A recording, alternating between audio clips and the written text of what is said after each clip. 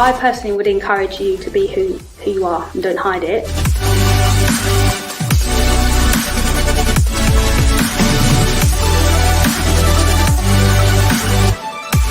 They can kick a ball, Like, whether they're gay or not doesn't make a difference.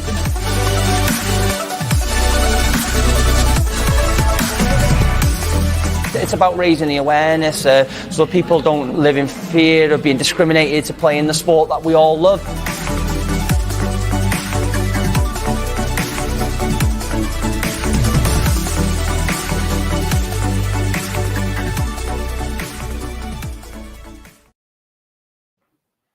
Hello and welcome to the third Football versus Homophobia Awards night. Now tonight we're coming live from the Eat Sleep Media headquarters in Cardiff. It's going to be broadcast in front of a specially invited audience. Hey. Right on cue. Now, as you can tell, the awards are online tonight. We desperately hope that we'll be back in person with you next year. But tonight we're going to bring you a glorious mix of live and a virtual show to reflect the world we're currently living in, courtesy of COVID. But before we dive into the awards, we first want to tell you a bit about the Football versus Homophobia funding appeal for the Pride Gamers Club in Uganda. As I'm sure many of you will know, both male and female homosexuality is still legal in Uganda, and violence against those from the LGBTQ+ community is far too frequent. The Tomorrow Women in Sports Foundation wants to deal with this in relation to football, providing food, accommodation and playing opportunities for young lesbian, bi, trans and queer footballers. It's a project that the FVH is thoroughly behind and we'd love you to back it as well. So if you'd like to make a donation to the project, please find the details on our website. It's also our pinned tweet on our Twitter page as well. Tonight though, let's crack on with the awards, and I'm delighted to say I'm of guests tonight. I've got Lou Inglefield from Football versus Homophobia and Jason Webber from the Welsh FA. Welcome both. You look very comfortable.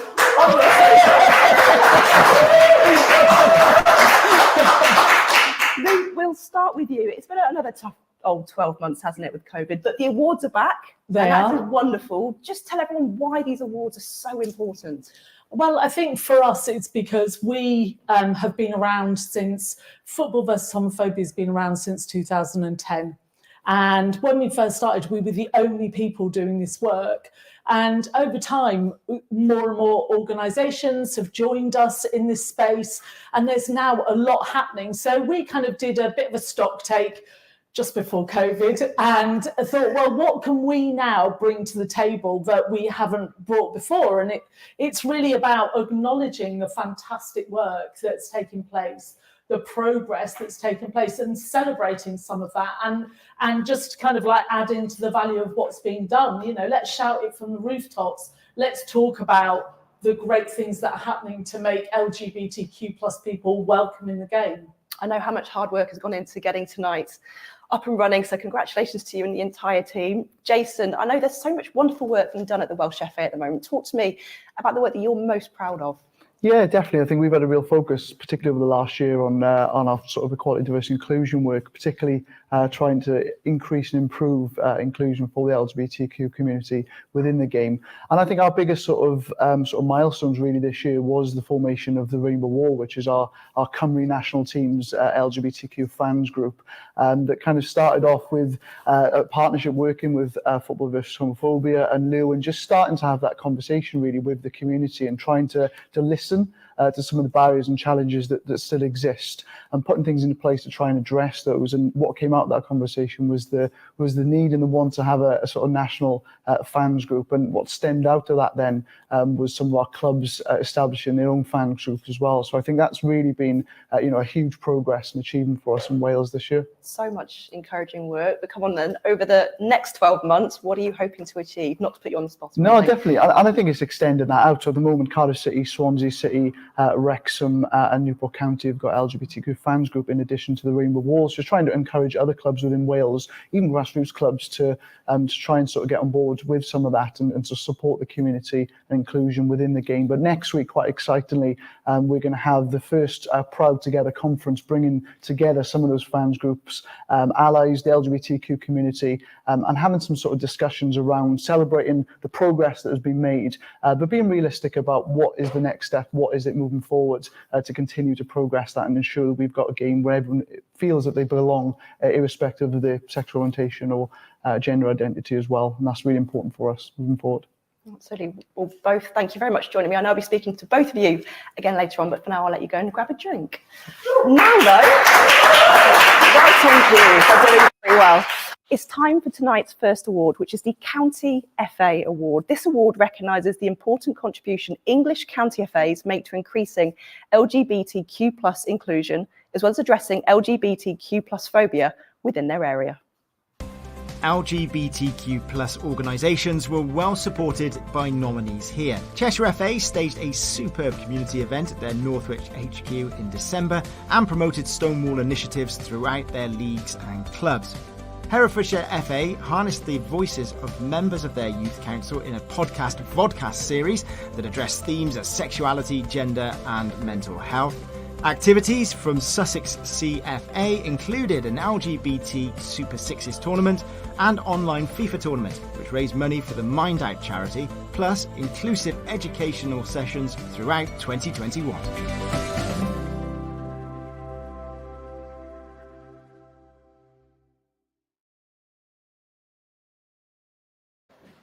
In order, in third place, it's Herefordshire.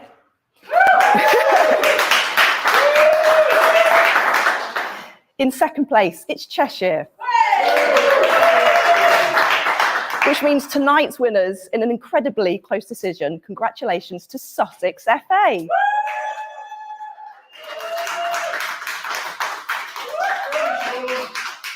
And here are Sean and Jade to tell us all about their fantastic work.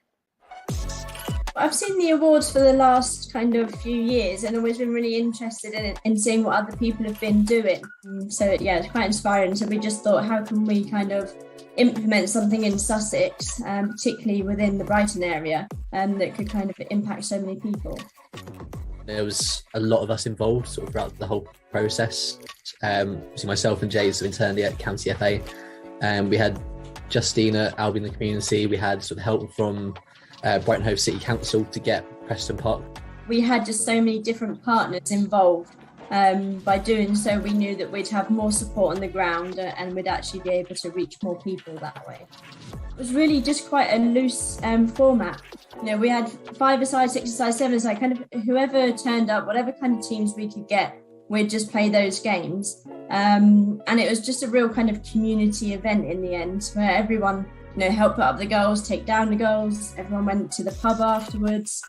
I think there was definitely a few people who came to the event and thought, like, right, there's definitely sort of other ways to play football. We can make it sort of particularly gender inclusive. It doesn't have to be sort of so strict. We did a lot of research going into it, and we spoke with a lot of groups in the community just to learn more about the language and how to include people. So for us, kind of having male and female games, which were kind of female, non-binary, transgender inclusive, kind of we've opened it up a lot. So rather than, like Sean said, people feeling like they have to tell us their gender, we're just saying, look, this is a game of football that's open to you. You come along and tell us which group you want to be in, and that's no worries at all. We did a bit of kind of focus group feedback, speaking to them then, and then we also did a survey out to people, and the feedback was just brilliant. You know, they all loved it. They loved the location. They loved how supportive everyone was. So there's certainly now a lot of work for us to do off the back of it to keep going.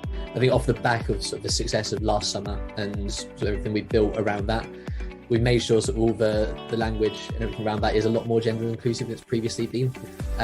So that's the immediate focus. I would encourage all county FAs and all organisations to do as much as they can for it. You won't believe the amount of different types of people that would come along, and the kind of like conversations that you'll have just from using football as the tool to bring people together. So yeah, I really encourage everyone to put on similar events if they can.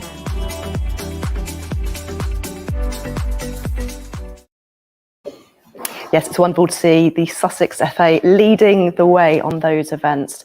Our second award tonight is the Fair International Work Award. Nominees for this new global focused award are organisations big or small that have delivered exceptional work over the past 12 months to make football a better place for LGBTQ+ people. To tell us about the award, we spoke earlier to Piara Power from Fair.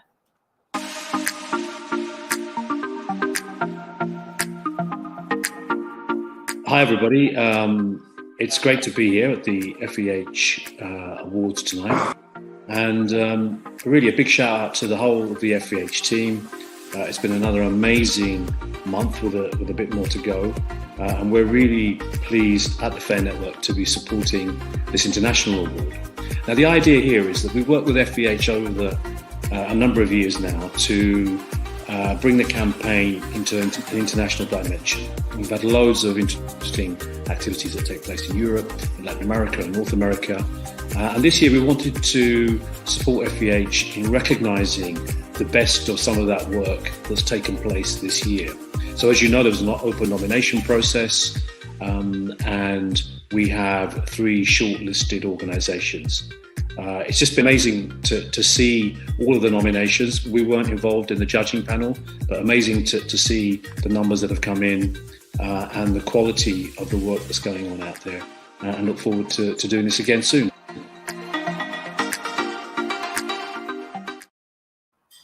Let's run you through the final placings then for the Fair International Work Award. AJ Ozer in 3rd place for putting anti-discrimination training in place for its youth players.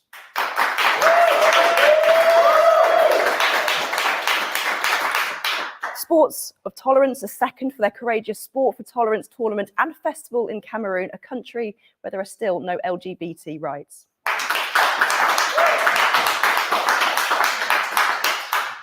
And the winner is Ligue de Football Professionnel. Congratulations to them, and to tell us a little bit about those winners, here's Piara again.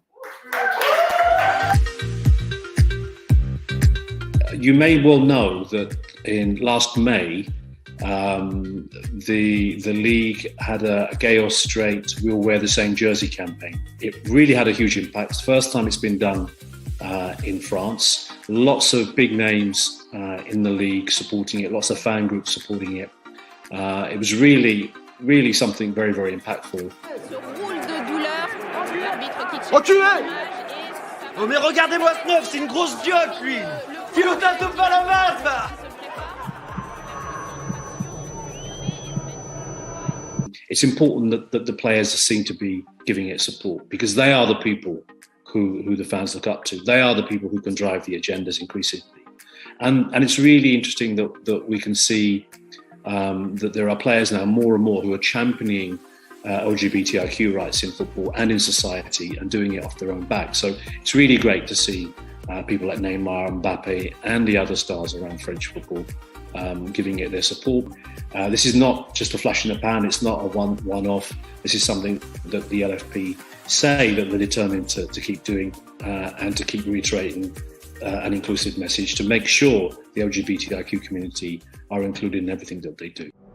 Homo comme hétéro, on porte tous le même maillot.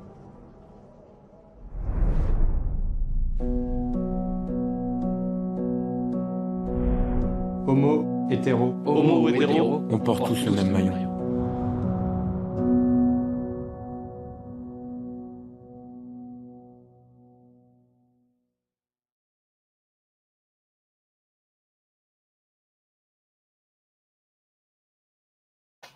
And our thanks to Piara Power for speaking to us and talking us through that award. Next up is the Women's Game Award. This award is for an individual or club in England or Wales who's worked to make the women's game more inclusive for LGBTQ+ people in the UK over the past year.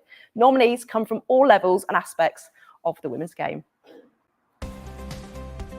In 2021, Brighton Seagulls formally changed its name to be gender neutral, and that's just one of the many ways in which this side is sending out a message of inclusivity.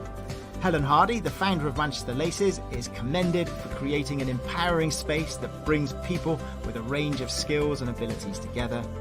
And the addition in 2021 of a women and non-binary team to the Stonewall FC family is a continuation of that club's pioneering spirit and diversity at the heart of their project.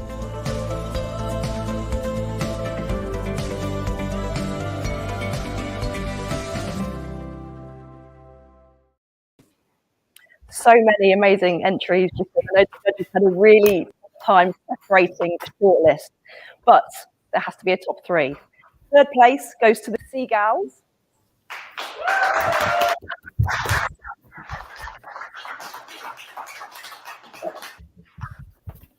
place is the brilliant Helen Hardy from Manchester.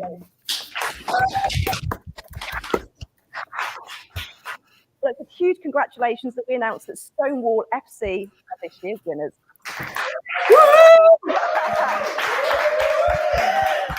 I'm delighted to say that Louis Asquith from Stonewall FC is joining me now. Louis, massive congratulations. What does this award mean to you? Oh, wow. I'm super excited. I've been hoping all day, but, we've been talking in WhatsApp group with the club and be like, fingers crossed. And here we are. I've got actually a few words to say if I can. Just take a few seconds. Yeah, I just want to say a huge thank you to Football v Homophobia for the award. The team will be so pleased. I can't wait to celebrate at training tomorrow with everybody. We work super hard and have an incredible manager in Betty. And it's this award I want to sort of dedicate to every player, our coaches, supporters, but also to every single club doing its bit to create a future of football that doesn't discriminate.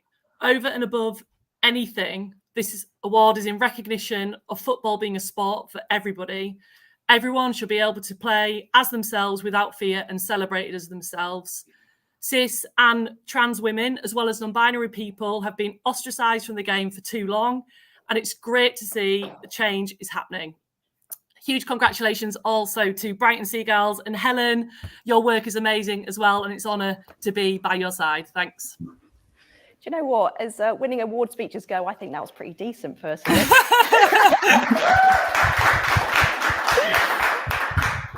Louis, inclusion and diversity is clearly at the heart of everything that Stonewall FC does. Just talk to me about how much the club has developed over the last 12 months. Yeah, so the first point to make is that the Women and Non-Binary Club was actually established last May. So we've only been going actually for 9 months. We've got 70 players on board already. So you can imagine kind of how fast everything has been moving. It's super exciting. But you're right. Diversity and inclusion is absolutely at the heart of everything we do. It's not just about ticking boxes. It's about, and it's not one of the things we do. It's who we are, So, and I think that's kind of what I want to draw it back to. We want every player at Stonewall FC to walk out onto the pitch as themselves, confident as themselves, and each of us being our own player, So I think from the outset with Stonewall FC, so my experience, I was there for training session 1, and it was this real community drive. We've got a horizontal approach to structure. So, for example, our first, second, and development team are kind of open. So where players are playing is kind of a fluid thing, which creates a really equal atmosphere. But there's some really practical stuff we did as well from the offset. So we created a trans inclusion policy for the Women and Non-Binary Club. So we recognise, obviously, that the FA's position generally isn't where it needs to be, but we, as a club, know exactly who we are and who we are here for. So we put that in writing and made sure that Stonewall FC, Women and Non-Binary Club, was fully trans inclusive. And that's so important. I'm a non-binary player, and having a club that has your back through everything it's difficult to describe how important that is, really. You kind of got to be part of it to really understand when you're in a club that truly is there for you. You can feel it, and Stonewall FC is that club. Every single week at training, we introduce ourselves with our names, our pronouns, something about ourselves. So we're seen and represented at every single session, which is, again, super important. And then I suppose just a few other things as well, the way we've developed. We've got Women and Non-Binary rep on the committee now, which is super important. But I want to give a massive I want to use this moment just to give a shout out to our coach, Betty, who is, and honestly, I can't say enough about Betty. She's incredible. And management's so crucial when you're talking about inclusion. Having a leader that is genuinely there to be there for you, for each and every single player, to speak out, to listen, knowing when to listen is such a hard skill, and yet Betty does that so well. And Betty herself is a black, queer, cisgender female manager. You know, someone like Betty is deeply underrepresented in the game. And every time she walks out as a coach, she's part of change. We're so proud of her as a club. And all our players who are from communities or have characteristics who have typically been marginalised from the game, simply existing can be in itself a form of activism. And we feel that as a club because we're saying, you know, we're here, we're queer, and we want to play football. Do you know what? Betty sounds like an absolute legend. Can we get a round of applause for Betty?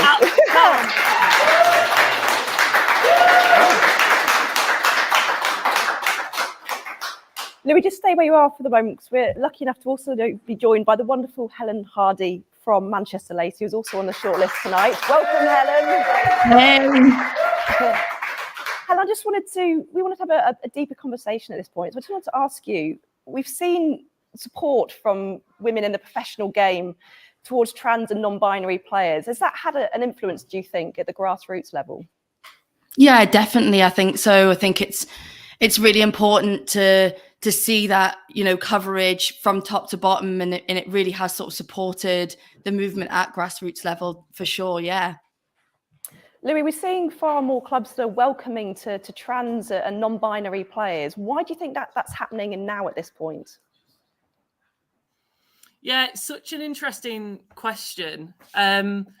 I mean, I've got a few theories that I can throw out at you, but I don't know whether I know the full answer. But I do think the women's game, I think because it has less kind of corporate pressure, less money, I think there is a freedom that maybe the men's game doesn't have. But like pulling it to grassroots, I think grassroots even more so has a space to say something.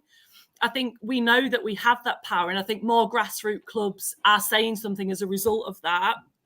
And I want to acknowledge, and I think it's really important we acknowledge that there is a particular hostility towards trans people right now in the UK. And one of the main conversations that's happening around that is this idea that women's rights and trans rights are at odds with each other, which is completely incorrect.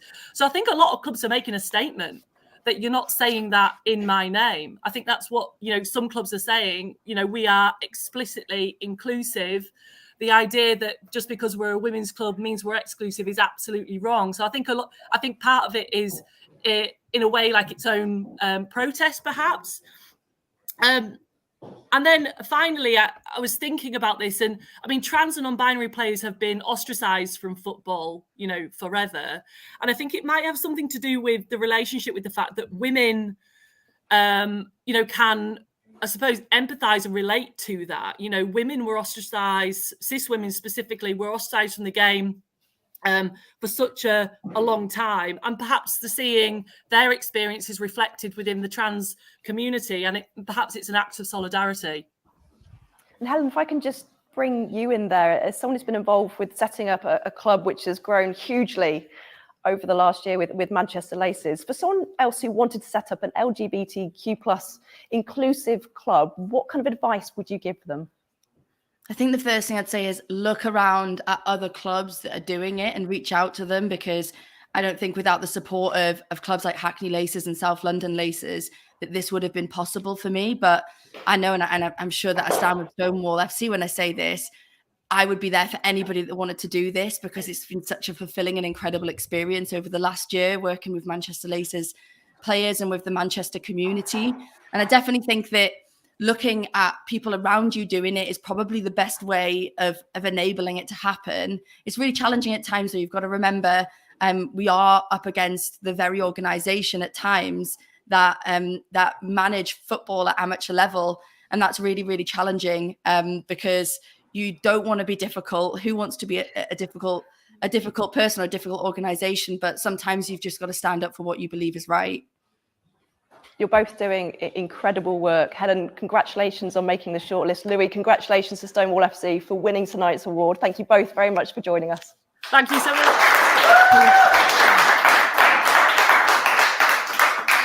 Now, this is the part of the evening where we get to go international, because we're going to head over live now to Canada, because this is the part of the programme where we're going to celebrate the Americas Awards.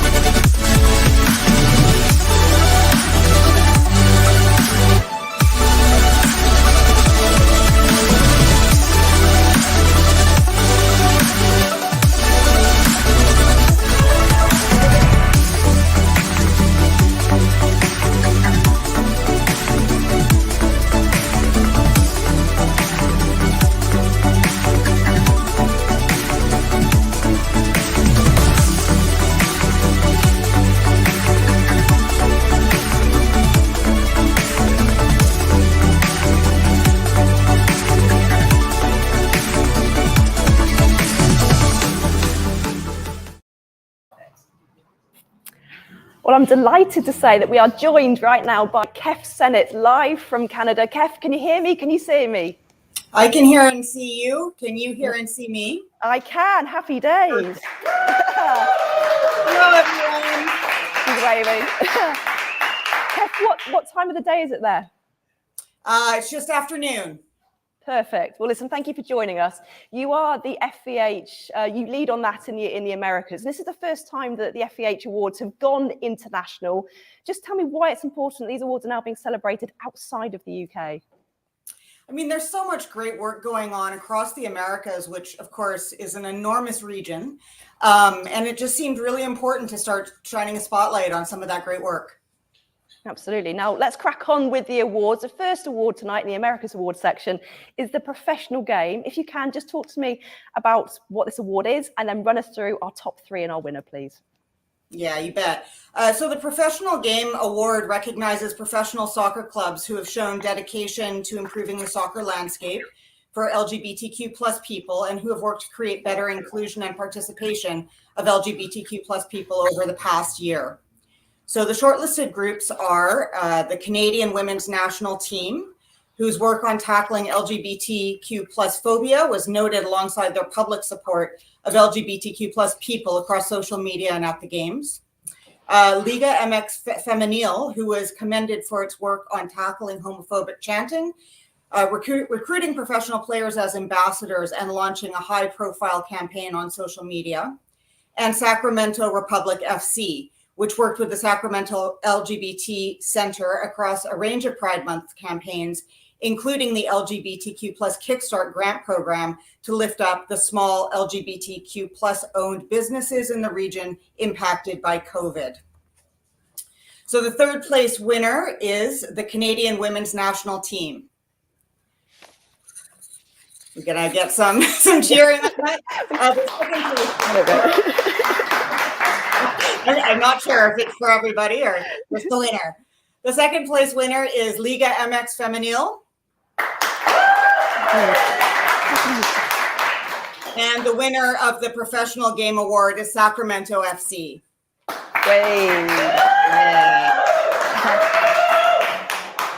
Beautifully done. The next award is the Grassroots Award. Kef, take us away. Sure thing. Glasses on, glasses off, you know. I know that feeling.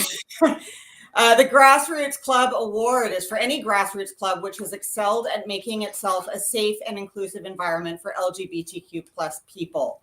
And the shortlisted groups are the Asociación Nacional de Deporte LGBT+, who worked to create inclusive spaces for LGBTQ plus people in football, to affect national policy on LGBTQ plus inclusion, and to educate young people for more inclusive sport in Mexico. The Minnesota Grey Ducks, who provide a safe, accessible, and affordable space for LGBTQ plus people to play soccer, and have formed a community of grassroots athletes at all levels in their city. And Zorro's LGBT plus football club. Described as a family by its nominators, this club provides a unique and safe environment for people of all ages and abilities, and for trans and non-binary players in LGBTQ plus soccer in Mexico. The third place winner is Asociación Nacional de Deporte LGBT+.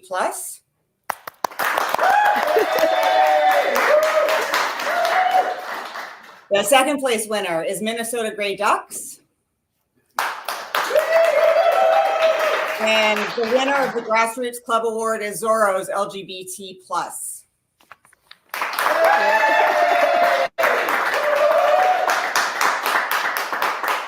Huge congratulations to the Zorros. The third award you're going to talk to us tonight about, Kev, is the Supporters Award. That's right. So this award was open to all soccer supporters groups who have worked to make professional soccer inclusive of LGBTQ plus fans over the past year. And the shortlisted groups are Rainbow Loyal Supporters Group, which has built strong relationships with club owners, coaches, staff, and athletes of the San Diego's Loyals SC and participate in the USL Forever Proud campaign. Also, Porra de Orgullo, an LGBTQ plus fan initiative, which has LGBTQ plus fans come together to attend games at some of the largest stadia in Mexico.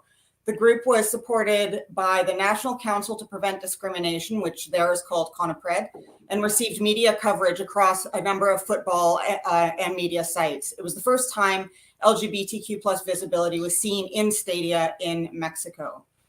And the second place winner is Rainbow Loyals SG. And the winner of the award goes to Porra de Orgullo.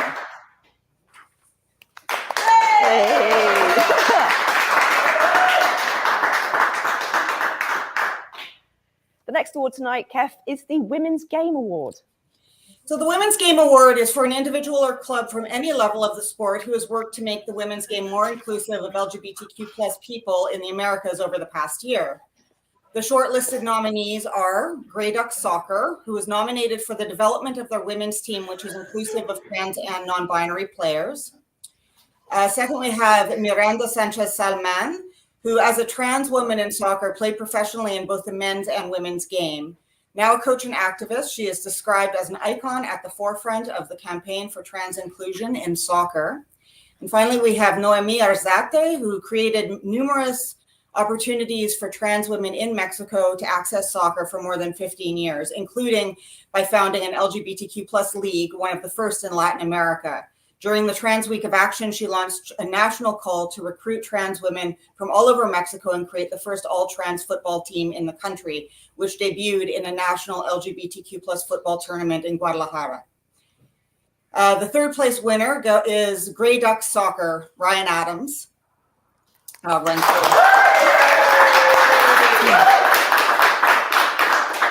The second place goes to Miranda Sanchez Salman.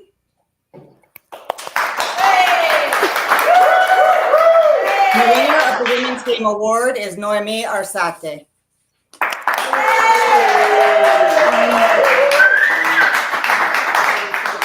Some amazing nominees there. Kev, the glasses are back on. The final award you're going to talk to us tonight is about the Hero Award. Yeah. So the FEH Hero Award goes to an individual who has shown outstanding dedication and passion for improving soccer by fighting LGBTQ plus phobia and promoting better inclusion. The shortlisted nominees are Rafael Villanueva. He's well known in Mexico and further afield for his focus and dedication to creating an inclusive soccer environment in Mexico. And Nicolas Pineda, an activist committed to LGBTQ plus human rights and to the promotion and development of LGBTQ plus athletes in Latin America. So the second place winner is Rafael Villanueva from Dire Sex. And the winner of the FEH Hero Award is Nicolas Pineda from Orgullo Deportivo.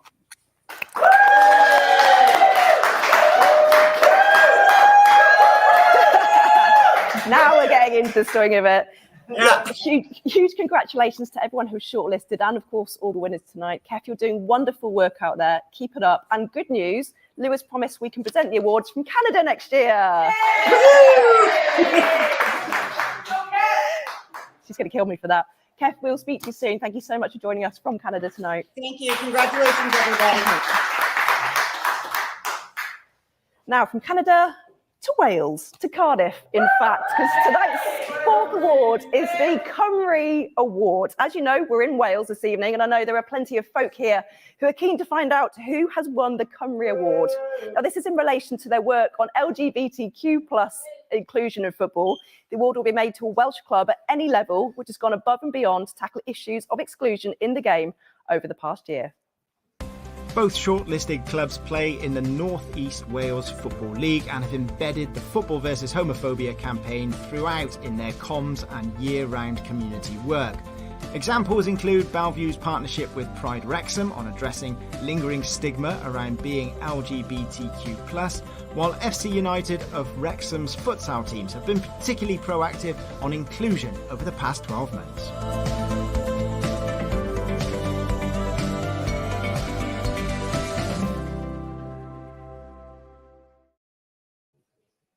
So we know the award is definitely heading to Wrexham, but in the runners-up position is FC United of Wrexham.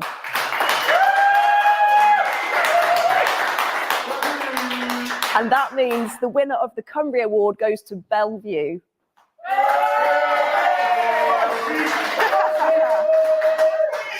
Now, I've been looking forward to this moment all day because we went to meet a man called Sheep. No, really, Sheep. He likes to be known as Sheep, so we call him Sheep. He was definitely going above and beyond for football homophobia. Do you remember the days when I used to be a football coach? I'm more of an activist than anything these days, but yeah, it's a different setting for an interview. Like you said, it's a bit different, a bit unique, so I'm into it. I'm Delwyn Derrick, everyone calls me Sheep. I'm the founder and secretary of Bellevue Football Club in Wrexham. We're in my tattoo studio. I say mine, I don't own it, I just come here a lot. Start of the month of action, I set out a challenge where I wanted 28 retweets about the Football v Homophobia month of action, and I was really vague in the way I worded that tweet, so I alluded to the Stonewall riots and I alluded to section 28 of the Local Governance Act, and I did that intentionally because with all the retweets, what I wanted was people to Google those things that they don't know about, because you know the Stonewall riots was essentially, it was the first Pride. And then with Section 28, I don't think a lot of people realise that wasn't repealed until 2003. You know, in 2003, it was still illegal to promote homosexuality as being normal. In 2003, so I wanted to raise awareness about that, and I thought, you know, 28 retweets, because Month of Action has 28 days in it, Stonewall riots 28th. Section 28 Local Governance Act, they all just kind of fit together, and that tweet was seen by over 50,000 people, and the deal was if people backed me on that, I'd get the Football v Homophobia logo tattooed on my good self. So here I am to get it tattooed on my good self.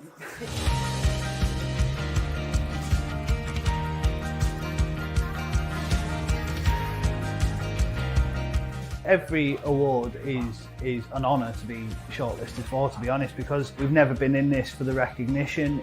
For us, it's always been about trying to be the positive difference that we want to see in the world. When you talk about homophobia as a societal issue, the thing to remember is, for the most part, it's not people from LGBTQ plus backgrounds that are the problem. It's people like me that are the problem. You know, it's the cisgender straight white blokes that are the problem, and I think that's where, you know, if I've got privilege, I want to use that privilege as an ally to try and promote what I feel is a really, really important cause. You know, for all the progress we have made in society, we've made no progress in football. You know, at the moment, there's still only one openly gay person playing football, men's football, as a professional, which is obviously Josh, the player from the Australian league.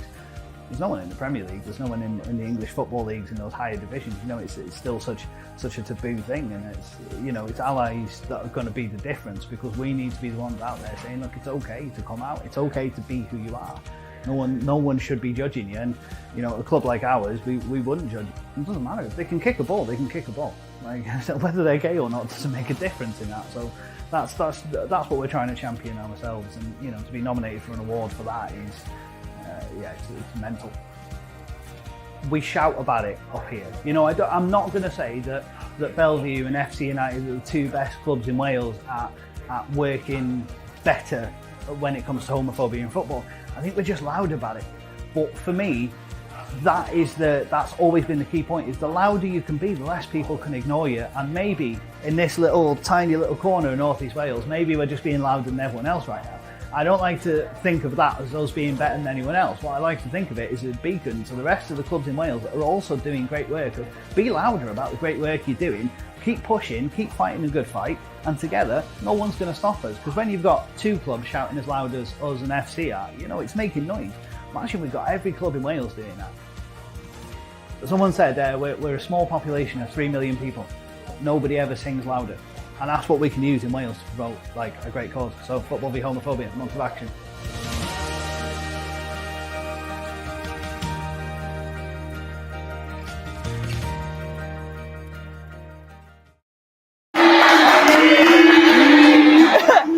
Sheep, we salute you, and that is real commitment to the cause. You know it doesn't come off, don't you? Right, we are halfway in our awards night. It's going quickly, isn't it, guys? This next award is the Grassroots Award. This award is for any grassroots club which has excelled at making itself a safe and inclusive environment for LGBTQ+ people. Those nominated are clubs that have publicly taken a stand against LGBTQ+ phobia and actively worked to make their club inclusive over the past year. The success story of Manchester Laces, a club for women and non-binary people that was launched during lockdown, is recognised by a nomination here. In their 15th anniversary year, GFSN club Nottingham Lions produced a powerful video campaign in support of Football vs Homophobia alongside other activities. St John's Deaf FC in North London partnered with charity Deaf Rainbow UK to stay. Well, the judges were blown away by some of the entries to this category this year, but here are your placings. In third place, the wonderful St John's Deaf FC. In second place, it's Nottingham Lions. And that means the Grassroots champion for 2022 is Manchester Laces, and we can welcome back Helen Hardy.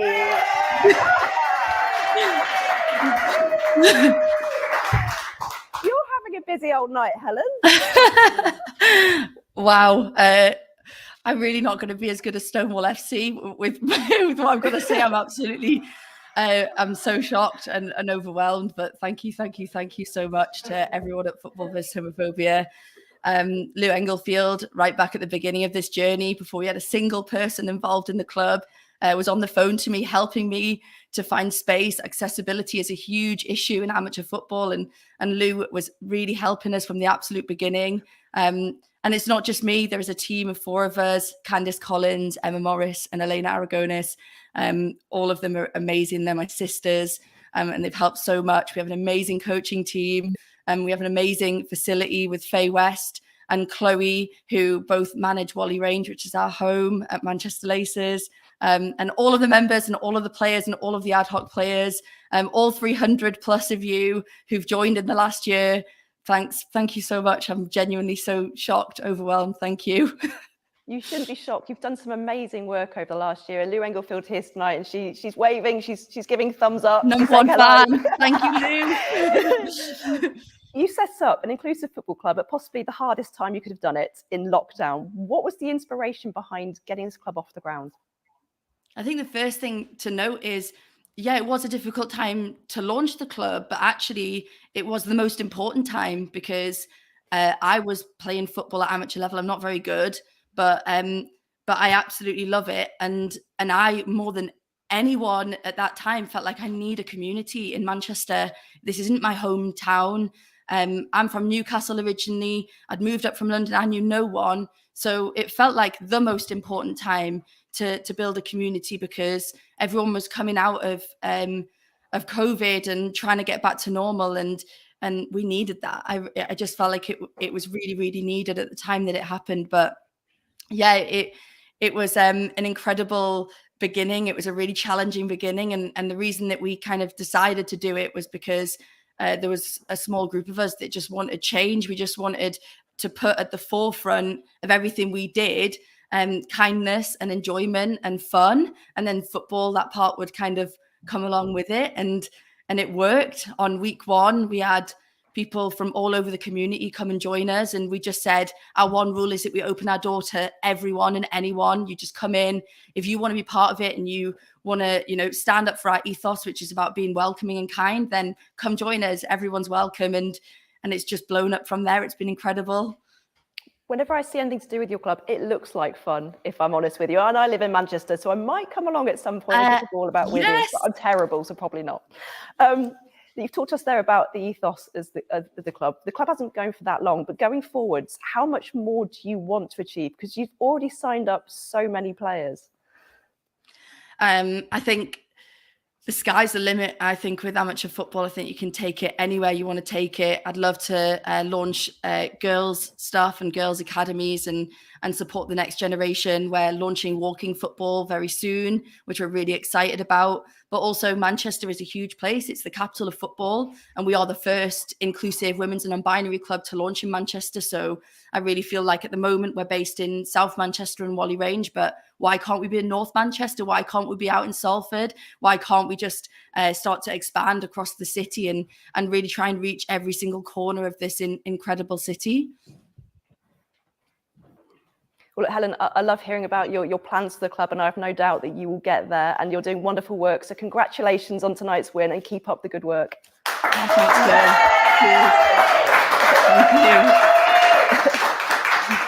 you. A really quick one. If you're still there, we do beginner sessions, and there is no excuses. I'll see you on Monday night. I'll see you on Monday night. What have I done? Helen, thank you for joining us. Tonight's next award is the Professional Club Award. Now, this award recognises professional clubs that have shown dedication to improving the landscape of football for LGBTQ+ people over the past year. Those nominated have tried to integrate LGBTQ+ people and participation into foundations of their club. Leicester City, Tottenham Hotspur and Sheffield United have been shortlisted because they've liaised closely with their respective fan groups to deliver visibility, education and engagement all year round. Whether through content, merchandise, activations involving first-team players or local community work, staff from the 3 clubs have helped make lesbian, gay, bi and trans folk know they are valued in a variety of ways on and off the pitch.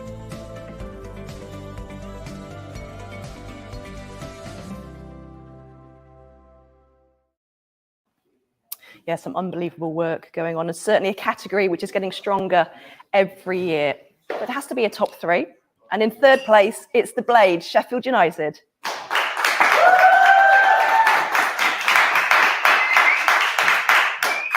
In 2nd place, it's Tottenham Hotspur.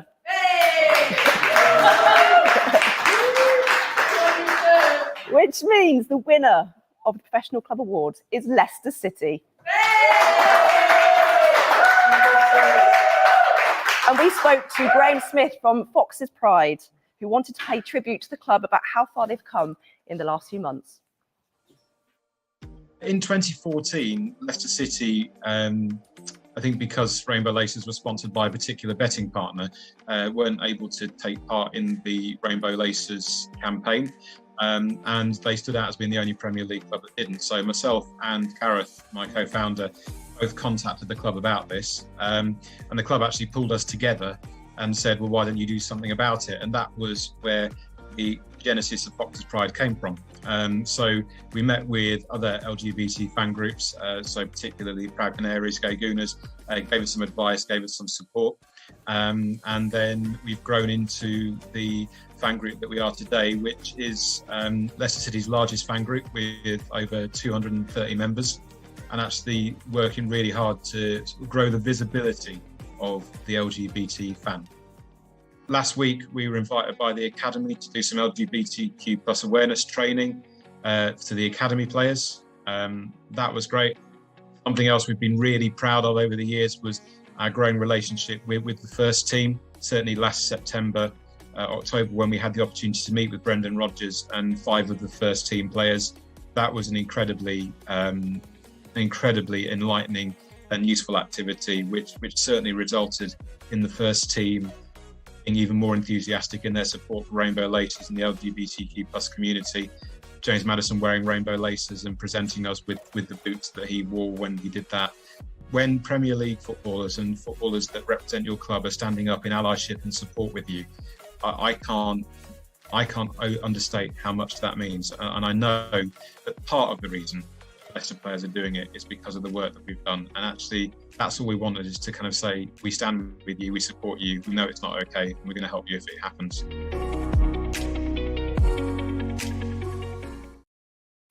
I know that Jason and Fox of Pride are watching along tonight. I'm told in a pub as well. So congratulations, guys, and have a drink on us. But for now, say hello to them four from me. And we're also going to speak to them a little bit later on because we're up for another award later on. But before we get into the next award, I thought we'd take this opportunity to speak about the and how we make it a more inclusive place where male players feel about their sexuality. We're joined again by Jason Webber from the Welsh FA, and we're also joined by Sarah McCready, who's from local club Titterstaff.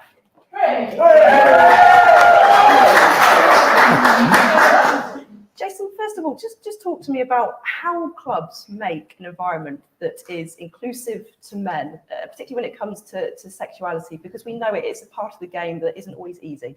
Yeah, definitely. I think that visibility is really important, and I think we're seeing more allies come out in the game and be a lot more supportive and visible. We've seen players like Jordan Henderson, Gareth Bale wearing Pride armbands, and I think it's really important to ensure that more male players use their platform to talk around some of the difficulties and to try and improve that environment. We've got so many amazing, powerful role models in the women's game, and I think we need more of that in the men's game to try and help, I think, that environment and to, again, that sort of element of belonging so that people can feel that they can be their true authentic self.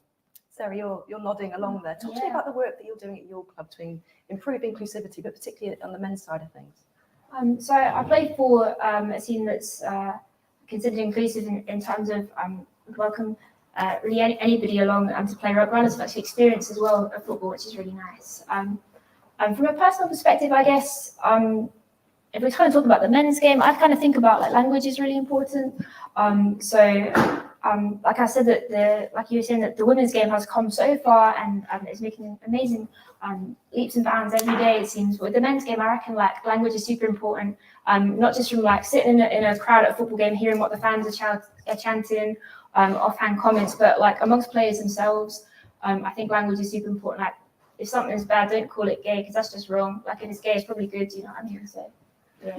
You've both been in football for a long time. How have you seen the game develop over the years, but I guess particularly on the men's side of things? Yeah, definitely. I think I mentioned earlier, when you see players like Jordan Henderson, Gareth Bale, loads of others kind of wearing the rainbow armband and having a visible support for the community, I think that's really, really powerful. And I think, there's always a question comes out, when's going to be the first sort of high profile male player, and it's always a bit of a bugbear of mine, but I think it's important that, the burden shouldn't be on those individuals, and it's actually part of all of our responsibility to make sure that environment is as inclusive and welcoming as possible. And in time, I'm sure we will see the first players and loads will follow, I should imagine. But as I said, it's everyone's responsibility to try and create that environment. So how have you seen the game develop over the years? I think things become more visible, and I always say like visibility is revolutionary, 100%. Just having like the corner flags, having them like rainbow, like the balls here. Look at this is class, like amazing. That's the whole point of it, just kind of the visibility. It just makes it like a welcoming. I think the most important thing is to create a culture, right? Create a culture where people can feel comfortable coming out, and it being hopefully one day not a big deal. Yes.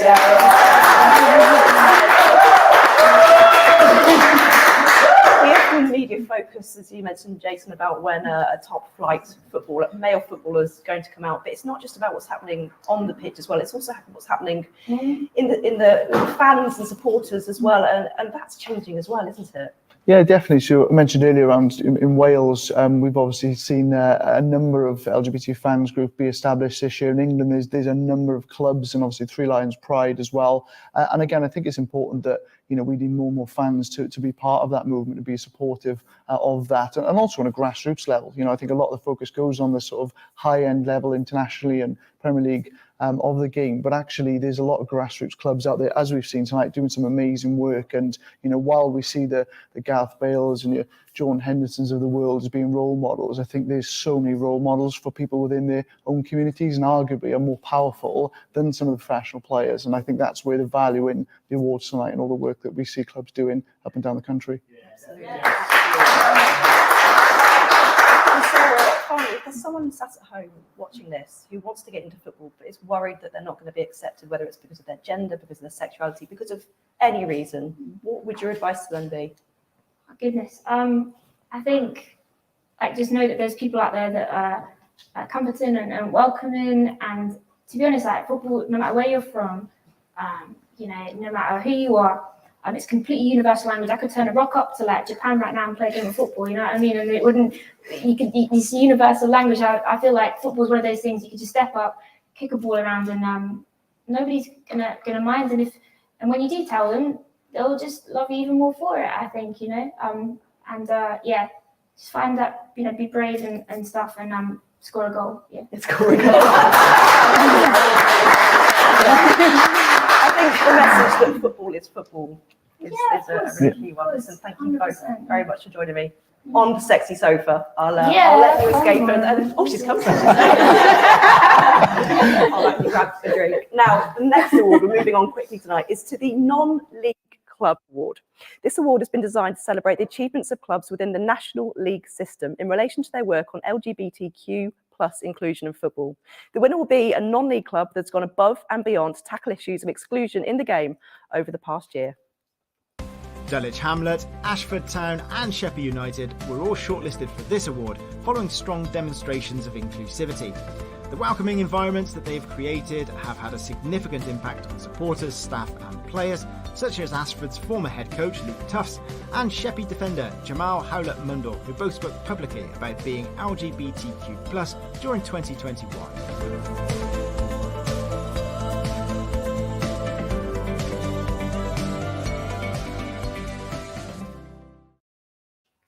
Okay, so let's count down our top three for the Non-League Club Award. In third place is Ashford Town.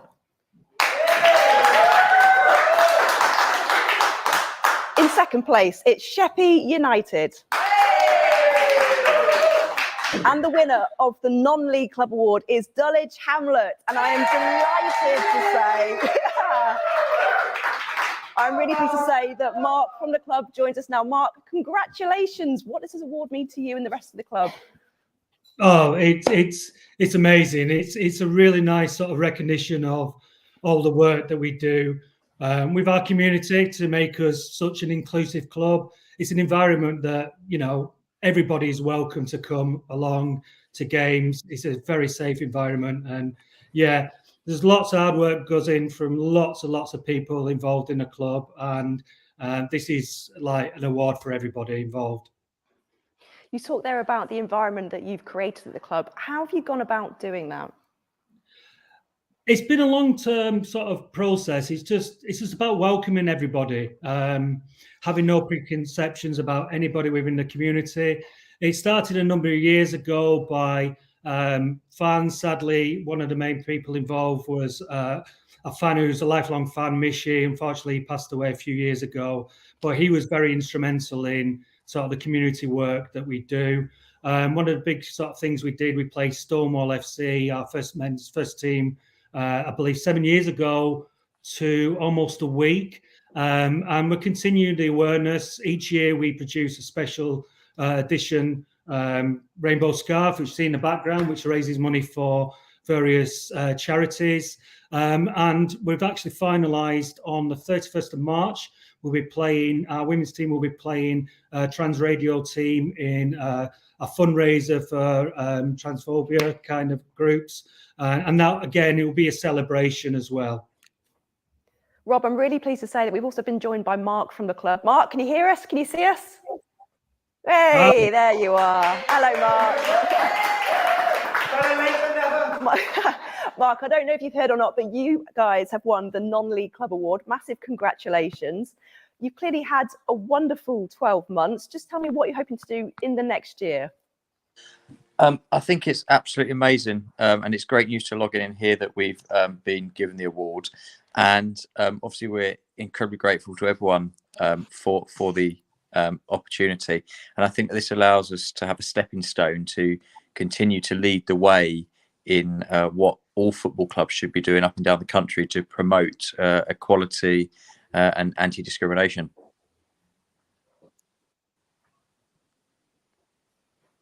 Listen, guys, we're gonna leave it there just because the line isn't terrific, but massive congratulations to both of you. It's a wonderful achievement for the club. Well done, everyone.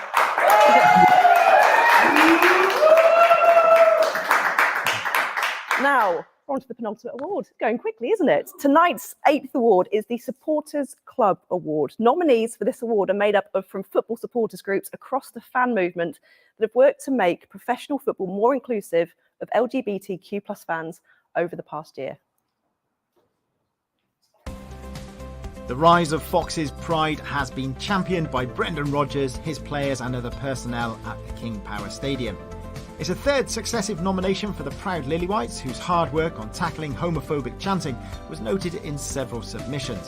While West Brom's equivalents are going for 3 gongs in a row in this category, areas of focus for the proud Baggies in 2021 have been tackling hate crime and working with West Midlands Police on awareness training.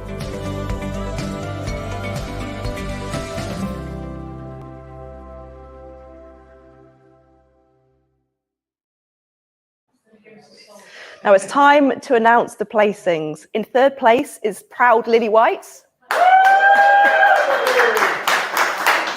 In 2nd place, the Proud Baggies. And the winner of the Supporters Club of the Year, Fox's Pride. Hey. Now, we were hoping to be joined by Graham from Fox's Pride. I'm told he's in the pub tonight. I don't know if that's why he hasn't quite managed to dial in. If he comes up, we'll certainly speak. But wonderful, because it's an opportunity to speak to Lou again. Lou, from what you know of what Proud Foxes do, why are they the winners this year? So I think Fox's Pride have just really have absolutely stepped up. They're in fact, from memory, they're Leicester City's largest fan group. So the LGBTQ+ fan group at Leicester is like the largest fan group out of all fan groups. They've got loads of members. So that's an amazing achievement.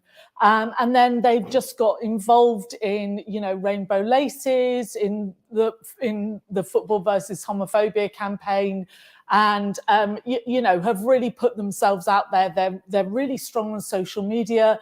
The work they do with the club is absolutely fantastic. In fact, from memory, I think maybe last week or the week before, they were in talking to academy players about LGBTQ+ inclusion. So they're doing some great work there as fans, really, really affecting the culture of the club.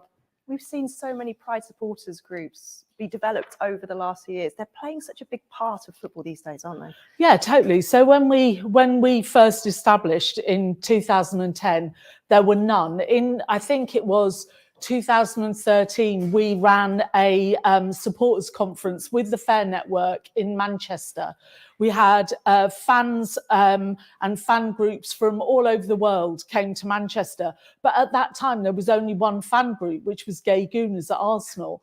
And then within a really short space of time, like 3 years, there were just loads of them. And now we've got fan groups at all Premier League clubs. I think Southampton was the most recent, Rainbow Saints were the most recent ones. So, and what those fan groups are bringing is just this incredible visibility for LGBTQ+ people in football stadia, in the professional game. So whereas when we first started, we were talking about homophobia and people were like, well, what's the problem? There's no one gay here. There aren't any out gay footballers. So what's the big deal? And now people are having to take account of their behavior because the person sitting next to them in the stadia might be trans, might be LGB, might be pansexual, might be anybody. And those people are part of football and part of the game. Yeah, well said. football's come a long way in a very short amount of time. It's all down to a lot of hard work being done behind the scenes. Lou, stay where you are, but I'm also delighted to say that we are joined by Graham. Good evening, Graham. Hello. How's the pub? Say that again, please. How's the pub? It's great. We're really, really happy. It's very loud here, I'm afraid. So No, we can hear you fine. Well, look, as long as you can hear us, we can hear you. It's all good. Huge congratulations. What does this award mean to you? I mean, it's not for me. I mean, for Fox's Pride, it's great. I think, like I said in the video when you were talking about Leicester City's award, and I have to say, I'm almost prouder of the fact that Leicester City won the award, because I know that that's in no small part down to the work that we've done with them over the last 6 years since we've been formed. But yeah, we're just so proud. I mean, well, it's not about awards. I think Lou was just talking then about the importance of visibility, and one thing we've always tried to do as Fox's Pride is to be a really visible group that people can see, that people know that we're there, and we're very prominent around the stadium. And in fact, a couple of weeks ago, where we had our football versus homophobia fixture against West Ham, we were in Leicester's fan store, sharing some of our kind of stories and talking to people as they came in. And almost everybody we spoke to said that they'd heard of Fox's Pride, and they were so enthusiastic about taking our badges and showing their support for the LGBT community. And I think that's it's a recognition, I think, of the work that we've done in partnership with the club over the last six or 7 years since we've started forming. It sounds like you're doing amazing work, Graham. If there's people sat at home who want to start a supporters group or want to develop the ones they're already in, what advice would you give them? Two things I would say. First thing that we did, which was really good, was connecting with some of the other fan groups. So we had a really good chat, I think, with Gay Gooners back at the start, and with the Proud Canaries, and particular shout out to Di, who gave us loads of advice. But the most important thing we did, and I have to say that the club facilitated it. If it wasn't for the club, then this perhaps wouldn't have happened. But the club actually brought us together. So getting in with the supporter liaison officer at your club, and then not taking no for an answer. We've been so lucky with Leicester City in that they've given us an awful lot, but we've asked for an awful lot. And you know, we're incredibly grateful for everything that we've done and said. And hold on a minute, we've got some very excited people. Yes, that's what we want to see.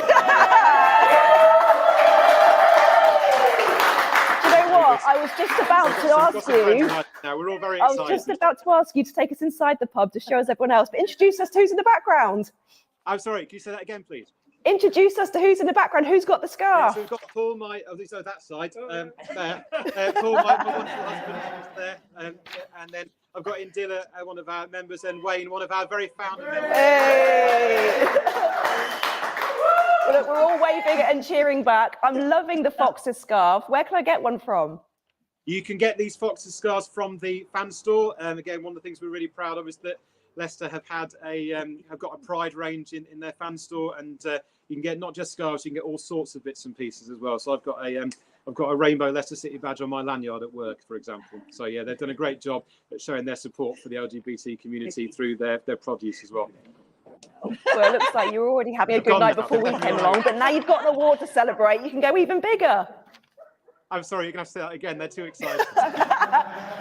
Go and enjoy a pint, Graham. Congratulations. I'm going to go for it.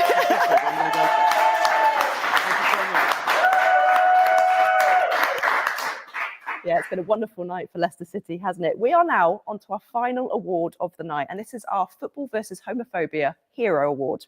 The Football versus Homophobia Hero Award goes to an individual who has shown dedication and passion for improving football by fighting LGBTQ+ phobia and promoting better inclusion for LGBTQ+ people, making the beautiful game a game for everyone.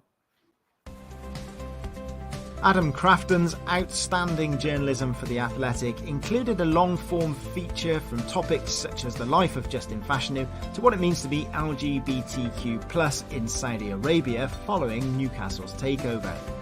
Karis Ingram is one of the co-founders of the Rainbow Wall, the official LGBTQ+ fan group for the Wales national team, and co-chair of the Proud Swans, the Swansea City group. And PE teacher Hayley Wood-Thompson plays for Cheshunt FC and shared a video during LGBT+ History Month to her students, which went viral. For the first time, she spoke about being gay in school and her personal journey in football and education.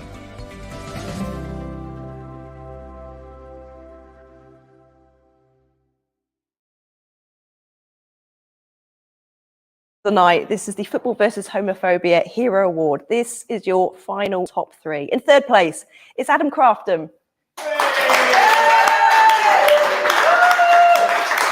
In second place, it's Karis Ingram.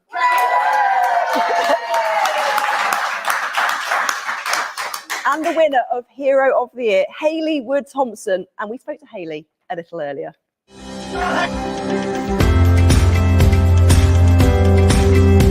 When we went into lockdown, I sort of thought, right, I've been a teacher for 10 years now, and I have done lots of good things, but what's the one thing that I could do which could really make a difference? Especially when we're in lockdown, it kind of made me reflective on sort of how students might be feeling at home and things like that. So I thought, right, I'm gonna do this assembly. I personally would encourage you to be who you are and don't hide it. But if you feel that you're in a place and you can't do that, then there's lots of different organisations that you can talk to for support, which weren't around when I was at school. So I would say, don't hide who you are. In my school especially, there was not a single out teacher. So I thought, do you know what? I'm going to step up, I'm going to do it, and let's see what happens. And I'm so glad I did. The impact it had on the students and the comments I received online were just amazing. I put it out on TikTok, and obviously it was on Twitter, and I had people message from all over the place saying, I've just been shown this in assembly, and I just couldn't believe it. It was so much bigger than I thought. I thought if it helps one student, then great, but it's helped a lot of people, and so I'm really grateful that I did that in lockdown and sort of had the time to do it as well. Football has always been my safe place, as it were, and PE, when I was at school doing PE, that was my safe place as well, but I never really had the role model that I needed to be, look, you know, I am gay and this is who I am and it's okay. And so I thought, do you know what, from a football side and from the school side, I know I've definitely got the confidence to sort of drive that a little bit and be the role model that others might need. So that was the thought behind it.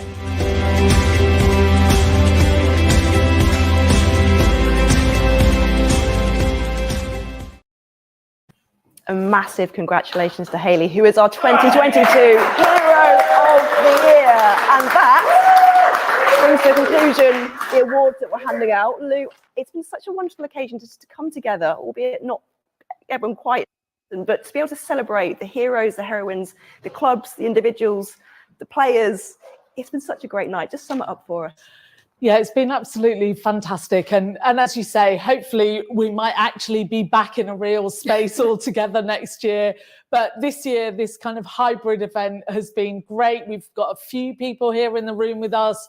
You know, Eat Sleep Media have had people like, you know, videoing in, and they've gone out and spoken to people beforehand. So it's been like a really, really great event. And it just kind of leaves me really to say a few thank yous. So I need to say a massive thank you to Puma, who've sponsored the awards. A huge thank you to our judges who looked through literally hundreds of nominations this year. We were inundated by people wanting to celebrate LGBTQ plus excellence in football. It was outstanding. Just to say thank you to you, Joe, so much for coming down to Cardiff, for giving up your time, and just to say a big thank you to Sports Media LGBT+, who are one of our partners who we work with all the time. You do fantastic work. Thank you so much. And I think, and then just to say thank you to the Football versus Homophobia team, who are largely volunteers and who make this month what it is. So thank you. Football versus Homophobia, it's had a great 12 months. What's next? Well, to be honest, I mean, this month of action, you know, the month of action ends on Monday, and this season has been incredible. I think because we've been locked down, people have got really, really excited about getting out there, you know, really participating, getting stuff done. So we've sent nearly 700 campaign packs out to grassroots clubs. We've seen non-league clubs get involved. We've seen the professional game get involved. Of course, next month, March, the end of March, is our Football versus Transphobia Week of Action. So we're looking forward to that very much. You know, we launched that campaign. You know, that's taken place pretty much during lockdown since it started the last 2 seasons. So we're looking forward very much to some sort of real life activity the last week in March. So get involved in that. So you'll be able to sit down maybe for a little rest, possibly in April. Yeah, absolutely. Well, you and the Football versus Homophobia team are doing great work. Keep smashing it, because you're doing such important work in the game. And that just leads me to say thank you to everyone at home who's watched tonight. You guys are what make the game special, and thank you so much for tuning in to what make the awards special tonight. We might be off for a drink, but have a wonderful weekend, and we will see you hopefully in person next year.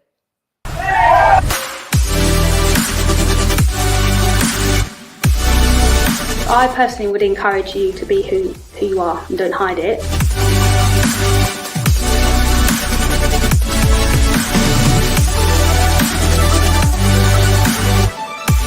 They can kick a ball, they can kick a ball. Like, whether they're gay or not doesn't make a difference.